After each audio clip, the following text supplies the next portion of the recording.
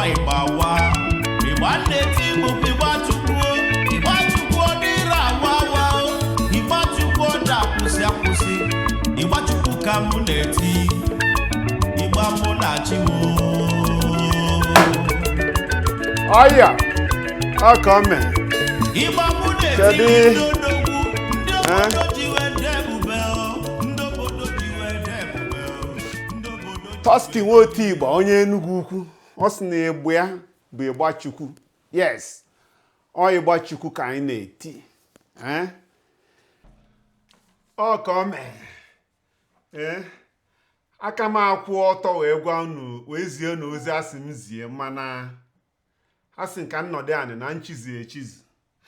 Enugwu-Ukwu ekenekwe m unu. Enugwu-Ukwu ekene m unu. Enugwu-Ukwu ekenetakwa m unu. Ọmụnwa bụ Amaobi Okafọ, ọzọ mkpụ Amaobi Okafọ, Ọfịa Ogwu na Enugwu-Ukwu na Ụmụnri. And also ọmụnwa bụ the PRO, Publicity Secretary of the ancient Ozo Enugwu-Ukwu Society. So mgbe ọbụla ndị Ozo Enugwu-Ukwu nwe need to come and talk to ndị Enugwu-Ukwu, you will hear from me. Nwesị na m ekenekwe unu. Enwere m two things nji wee bịa n'abalị a. Mana ka m bido kena with the first one. Unu mana onwe mgbe tara aka about 3 or 4 months ago. Onwe ife na-circulate na social media na akpụpụ m to Interpol. Yes. Enwetara m akwụkwọ about 3-4 months ago. Na ndị Interpol na-achọ m na Nigeria. Na Numa na Interpol bụ worldwide organization. So mgbe m nwetara nyebe akwụkwọ asị na a na-achọ m na Nigeria na onwe ndị de petition against me. Mana Numa na m bi America na m nwee business na America nwee ụmụazị na America mma rapụ na ife m na-eme jebe Nigeria. So ife mme bụ na retain an attorney na US, retain kwe attorney na Nigeria. Kafa je nyocha wee mara ebe mmiri si wee ba n'opi ụgbọgụrụ. Attorney nke America na NSCS na onwere na ndị Interpol na enwere any case against me, na onwere anything na that I should not worry. Mana attorney nke ha ya na Nigeria wee nyochasịa wee sị na Jude ekwu n'ife through his attorney bụ onye file case against me. And the case o file against me ọ bụ na nlote mgbe onwe onye fachi ọzọ n'ọnwa asatọ Jude ekwu n'ife pụta wee gatọkọcha ihe niile ọ gatọkọta wee sisi asị niile ọ sị. Asị afọ ọ sị ka m respond to ife niile okwu. I guess no like can see where contradict everything okwu. O wee kpọpụ m to Interpol. So, mana emego m ife m ga-eme, retain go my attorney, and through my attorney, azago m ajụjụ niile fa asị m za. Once attorney m nye m go ahead, ife niile ka Judis wee file the case against me, na ife niile o accuse m, ka mụ abụ Ọfịa Ogwu si wee respond with all the document in present as my evidence. M ga-agbu ya na social media. Ka Enugwu-Ukwu jiri anya fa wee fụrụ mmalụ ndị na-ekwu eziokwu ma ndị na-asị asị, mmalụ ndị na-akpọ agbụ aghara na Enugwu-Ukwu ma ndị chọọ udo. Emeche ka attorney m nye m go ahead. Enugwu-Ukwu ga-afụ everything ka unu nwajiri aka unu wee Georgia. So ndị na-asị maka a na-eburu m na-emechi m ọnụ. And ama m na reason ha ji asị na-emechi m ọnụ because of this case I file. Na the one onye nọ n'uzu from me. Ọ dịzịa ka emechi m ọnụ. Mana agwa m unu na m adị apụta na-ekwu okwu just because na nna like ikwu okwu. Reason unu ejire wee nugo from me bụ na onwero any of them pụtago okwu anything. fama na fa mechimọnụ fa pụtakwa ọzọ kwuo anything gbasara Ozo Enugwu-Ukwu ma anything gbasara Enugwu-Ukwu ma anything bụ asị ha ga-asị n'Enugwu-Ukwu. You people will hear from me, and when I speak on the authority of Ozo Enugwu-Ukwu. They must hear from me. Fa ga-echi ọzọ na December. Onye ma na-emechi ma ọnụ eziokwu ha pụtakwa ka elie kọtọkọcha ihe niile ha na-akọtọkọcha. They will hear from me. So onye na-asị na-emechi Amobi Okafor ọnụ nwere emechi m ọnụ nọ na fa nwere. I'm waiting for them to come out and say it, because agwa m when I speak on the authority of Ozo Enugwu-Ukwu. I'm not just ga-apụta na-ekwu okwu maka na like ikwu eziokwu.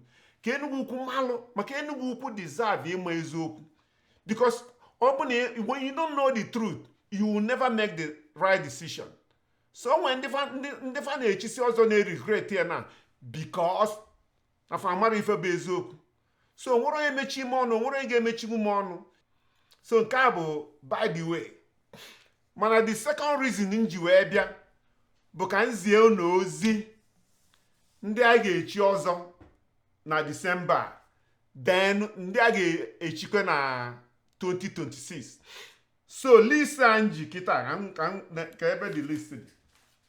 Ka m weta list ndị a ga-echi ọzọ na December, and can pull up my computer also. Gaspam from 2025 to 2026. Ọzọ na-ekwu bụ Ozo Enugwu-Ukwu. The first person ndị Ozo Enugwu-Ukwu ga-echi ọzọ na December, I think no December 27, bụ Lennox ndị Igwe Anụnwa adị n'Igwe emelie dike. Ha sị na adị n'Igwe emelie dike. Okoteke nwa Enugwu-Ukwu.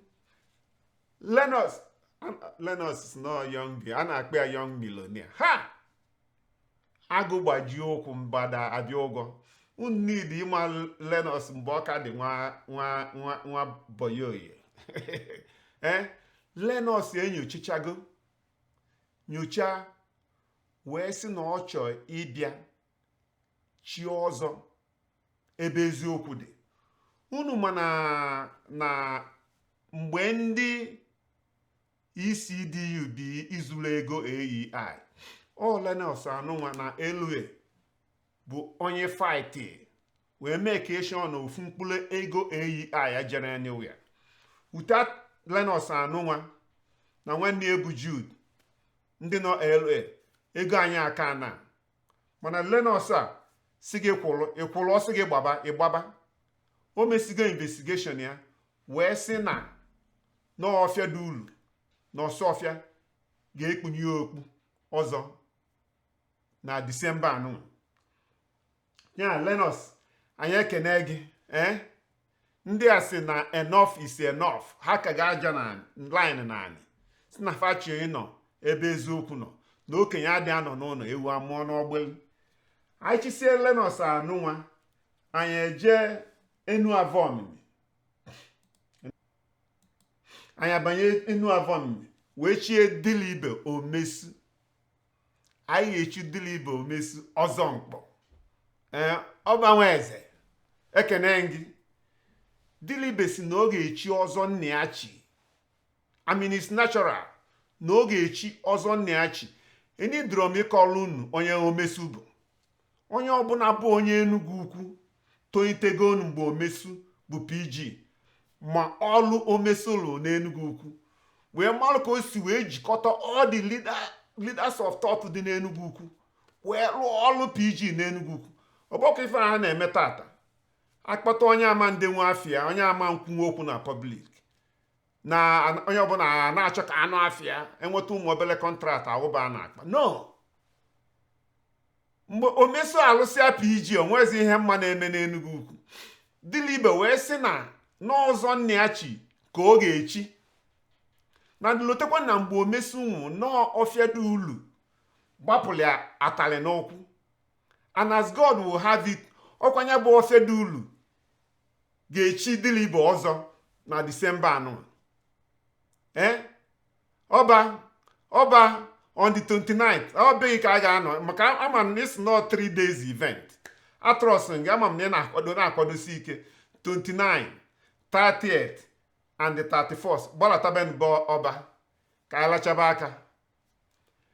Achịsizie ya on the achịsie ya ọzọ mkpọ on the 29th. On the 30th ndị ọzọ Enugwu-Ukwu eme meeting. Eme meeting anyị ji emechi arọ. Mana ka m gwazie unu ndị anyị ga-echi ọzọ na 2026. Biko m ga-like ka m make sure na ndị a this list m ga-agụ na for ndị ga-echi ọzọ na 2026. No nwere any of them pick go date. Not just the names of ndị mezugo ife niile fa suppose imen before echiefe ọzọ. So the order m ga-eji kpe may not be the order a ga-eji wee echi the ọzọ. But not ndị mezugo everything. And my advice na-enye ndị a bụ mezugo ka ipikie ya date as soon as possible. Because ama m na adị mmadụ 5 now. I know na ha ga-adị more than 5 at the end of the day. Biko ọ dị mkpa based on my own experience ka iji na-eje shift be date maka na onye ya ewelugo date. Bido n'oge pikie date ịchọ ka echie gị ọzọ. Maka ama m na some of you nwere ike ichi ọzọ na December. Nwee ndị nwere ike ichi ọzọ n'ọnwa asatọ. Nwee ndị chọọ ichi ọzọ na Easter. Biko pikie nu date anyị nwakwu nọ America ma ndị nọgasị every other place. Ka anyị malụ n'oge wee nata wee support unu. This is why you egwu na Enugwu-Ukwu deserve ịma the truth. Because if you don't know the truth, you might make the right decision. But once you put agwa Enugwu-Ukwu the truth, hamalu ebe eziokwu dị, that will help you make the right decision. Reason ji ekwu ife a bụ kun gee ntị kunu fụ ndị okpotokpo mmadụ anyị ga-echi ọzọ na 2026. Ka m nweta list 2026. The first person anyị ga-echi ọzọ, the first person afia dị na 2026 anyị ga-echi ọzọ bụ Anthony Okafor. Ihe nsele Enugu. Unu ma na n'uru nnebo na ha nwere 4 stools n'uru nnebo, and ihe nsele is one of them. Ihe nsele wee sị na onye ochichago mesie investigation niile wee sị na ọ chọọ ichi ọzọ Enugwu-Ukwu na aka gị mma niile ka eme ka eshọ na ọzọ Enugwu-Ukwu dị intact. Ihe nsele wee sị na 2026 na a ga-echi ya ọzọ mkpọ na nnọọ ọfịa dị ulu ga-ekpunye okpu red n'isi. Ihe nsele kene gị ọmụnwa savi ihe nsele na Nimo. Ọkwa na ihe a na-ekwu asị na nwata chesie ochele ibie.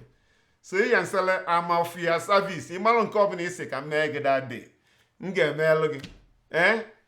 Ihe nsele Enugu anyị si uru nnebo wee pụta anyị agaba uru kpeleke. Onye ka anyị na-eji ifu n'uru kpeleke? Ọ sị na ọgaranya dị ezi Igbo mma. Ọgaranya dị ezi Igbo mma. Gịnị ka ezi Igbo? Ọgaranya dị ezi Igbo mma. Mgbe m fụ afọ a nsị na Enugwu-Ukwu apụta na Enugwu-Ukwu apụtabago. Gịnị ka abụrụ onye na-enye? Gịnị ka doesn't talk much? He took his time ka ọ gee ntị mara ife na-eme n'Enugwu-Ukwu. Na Enugwu-Ukwu mgbe a na-anụ maka AEI na America, ọ gịnị ka na ndị otie the first convention eme then onye wepụta ego ndị Atlanta ji chi host anyị. Ọ gịnị ka ezi Igbo bụ onye wepụta the money. Rapụkwa na unu na-afụ m na-ekwu mpụta ọ dịka ọmụnwa bụ n'isi mana o nwere men Enugwu-Ukwu ndị kpata ego mgbe gboo fụ ife na-eme wee take his time wee kpọọ Ọfịadulu wee sị Ọfịadulu na ọ chọọ ikpunye ka ekpunye okpu red n'isi. Unu mana gịnị ka bụ na Atlanta ọ sị na ọ pụtago na taịmụ eji ekipụ silence agago. Agwa m unu na mmụọ ndị Enugu-Ukwu na-afụ eziokwu. Men like Gịnịka ga-apụta chie ọzọ na the right ọzọ ebe o suppose ichi ọzọ. anyị si Urukpaleke na nke ọgaranya dị ezi Igbo mma, anyị agbada aka iyi. Kedu ebe anyị na-eje n'aka iyi? Kedu onye anyị na-eje ịfụ n'aka iyi? Anyị na-eje na Ngwulu Innocent Okeke na ọnkụl ya bụ Dominic si Okeke. Innocent Okeke onye a bụ afọ nwa Echete nna. Unu che na m na-enye nsogbu? Cheenụ nke ịnọchisi ọzọ mkpu ka ọ gwa Enugu-Ukwu ka ọrịa, mana asị m ịnọ nya wetu na-eto obi na ọzọ Enugu-Ukwu is in the right hands. Na ọfịa dị uru kanị ya, na ọsọ ọfịa kanị ya, na ọfọsele eziokwu, na orimiri nwanne gị ọzọ mkpa eze nne ya na fani ya gị bụ ịnọ gị gbatunata. So I see from Urukpaleke agbada aka iyi je na nke afụ nwa jelachawa aka. Anyị mesie na nke afụ nwa n'aka iyi, anyị anọdịkwa n'aka iyi, anyị adịghị eje anywhere. Wee banye na nke Jude, Nze Jude Nwankwọ na dasem aka iyi, echikwu ya nyanwa ọzọ mkpu nke ya. Unu afụrụ ya? Enugu-Ukwu na ọzọ anyị na-echi abụrụ ọzọ a na-ajọ ayọta. Biko unu n'anya ifu na ọzọ anyị na cover the whole 4 quarters.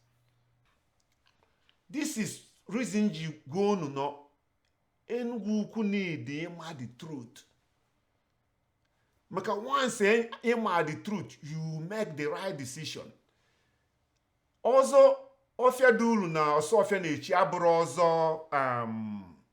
ọzọ a na-ayọ. Biko before ị bịa ka echie gị ọzọ, fa ga-enyocha gị, nyochacha gị ọfụma, malụ village ebe isi, malụ na ị ga-emenwu nkwa ife dị n'ọzọ before echie gị ọzọ. Onye a ka o ji abụ na o nwee ndị ga-abịa ka echiefe ọzọ, ọ bụ na ha pasitara n'ọzọ Enugu-Ukwu, ha jee the other side echiefe ọzọ immediately. That's not what we do. Ọfịa dị ulu na ọsọ ọfịa si na ọzọ Enugu-Ukwu that integrity ọzọ Enugu-Ukwu nwe, that they must maintain it. But all this list can unu. And also unu ma na ndị oyibo si oyibo wee si na a word is enough for the wise. Na onye bi n'ụlọ glass adịrọ mma ị na-atụ okwute. Unu afọ na Jude ekwunife pụta ịtụ okwute, marakwa na obi n'ụlọ glass. Mana onye a ka ike okwute a ga-agwụ. Nwee na-asị Enugu-Ukwu na onwekwa any reason m ga-eji bịazie unu ozi ọzọ on behalf of ọzọ Enugu-Ukwu, the ancient prestigious ọzọ Enugu-Ukwu. Mụ abụ Ọfịa-Ogwu mpụta zie n'ozi ọrụ enyi m ka m na-alụ. Enugu-Ukwu ekenekwe m unu.